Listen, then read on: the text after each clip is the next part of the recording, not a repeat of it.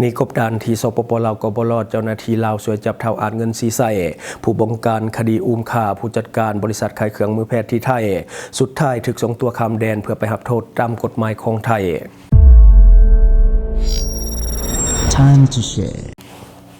สวัสดีท่านผู้ชมกลับมาพบกับรายการถามทูแสสำหรับหัวข้อข่าวที่เราอยากจะนำเสนอในมื้อนี้ก็คือเป็นข่าวดังที่เกิดขึ้นอยู่ประเทศไทยและกระสืบเนื่องมาฮอดสปปลาวเนื่องจากว่าคนให้ที่อยู่ในคดีดังของประเทศไทยนี้มากบดานที่สปปลาวแต่ว่าเมื่อวานนี้ก็คือเจ้าหน้าที่ของลาวสามารถที่จะจับกุมผู้ที่ว่าเป็นคนให้ที่นี้มากบดานที่สปปลาวได้และมีการทำการส่งกลับคืนให้กับทางการของประเทศไทยซึ่งว่าเป็นข่าวที่ปรากฏในโซเชียลของลาวและก็ของไทยในตอนแรกของเมื่อวานนี้เชื่อว่าหลายคนอาจจะได้เห็นภาพแล้วในของข่าวได้มาจากแฟนเพจสำนักข่าว CIA ของประเทศไทยตำรวจนครบาลประสานงานกับทางการของสปปลาวรับตัววัที่หอยตีภูเมศหรือว่าอาจเงินซีไซหัวหน้าทีมอุ้มฆ่าผู้จัดการบริษัทจำหน่ายเครื่องมือแพทย์ภายหลังที่หลบหนีมากบดานอยู่ที่สปปลาวก่อนจะถูกจับกุมและก็ส่งตัวข้ามแดนกลับคืนให้ไทยเพื่อรับโทษตามกฎหมายของไทย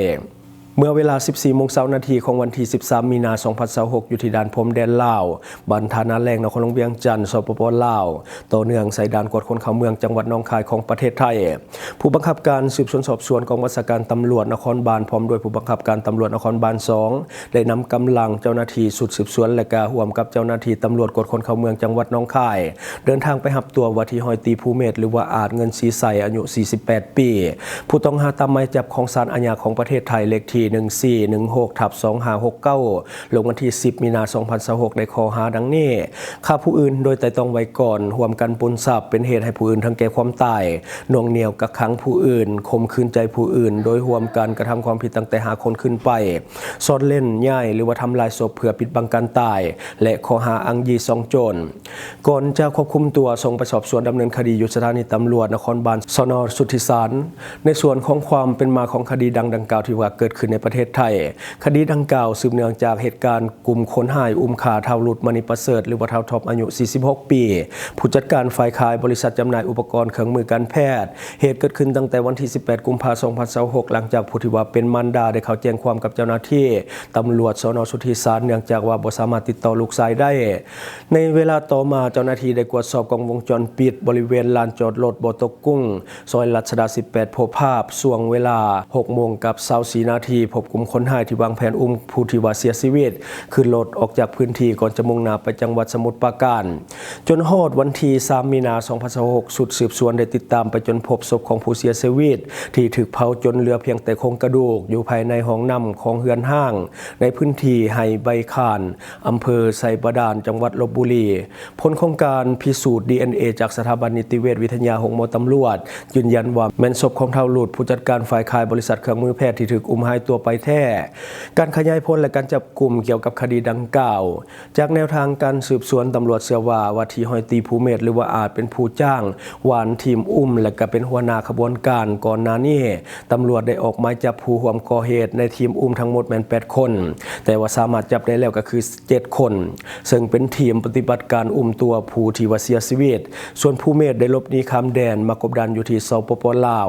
ต่อมาทางการของสปปลาวสามารถจับกุมตัวได้ก่อนจะประสานงานทางการของไทยเพื่อส่งตัวกลับให้ทางการของไทยเพื่อดำเนินคดีตามกฎหมายของไทยภายหลังรับตัวผู้ต้องหาเจ้าหน้าที่ได้มีการจับกำลังคุมกันความปลอดภัยอย่างเข้มงวดเพื่อนำตัวไปสอบสวนอย่างละเอียดอยู่สน.สุทธิสารเพื่อขยายผลหาผู้ร่วมขบวนการและก็รวมทั้งแรงจูงใจในการก่อเหตุเบื้องต้นเจ้าหน้าที่เชื่อว่าอาจเกี่ยวข้องกับปัญหาภายในครอบครัวและก็ความขัดแย้งส่วนตัวในขณะนี้ตำรวจพร้อมอยู่ในระหว่างการรวบรวมหลักฐานเพิ่มเติมเพื่อดำเนินคดีกับผู้เกี่ยวข้องทั้งหมดตามกฎหมายต่อไปอันนี้ถือว่าเป็นเนื้อในของข่าวที่เกิดขึ้นในเมื่อวานนี้หลายคนอาจจะได้เห็นภาพเรื่องของการส่งตัวกลับก็คือทางการของลาวเนาะส่งตัวให้กับทางการของไทย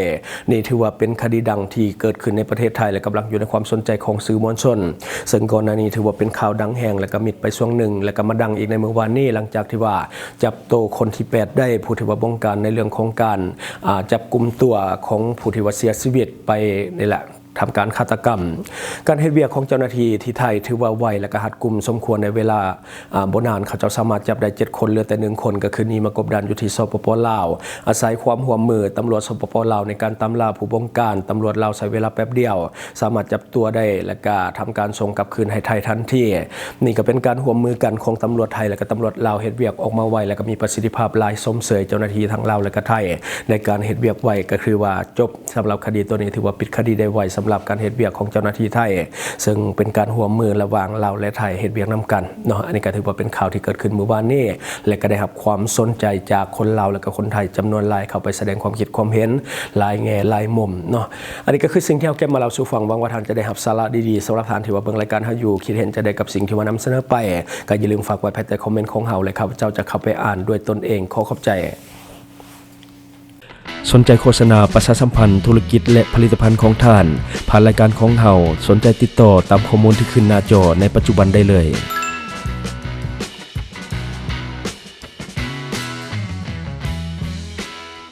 อยู่เมืองลาวใช้แต่เงินกีบลาวและส่งเสริมผลิตภัณฑ์ภายในเพื่อลดพรการนำเข้าสินค้าและแก้ปัญหาเงินตา Subscribe for more video.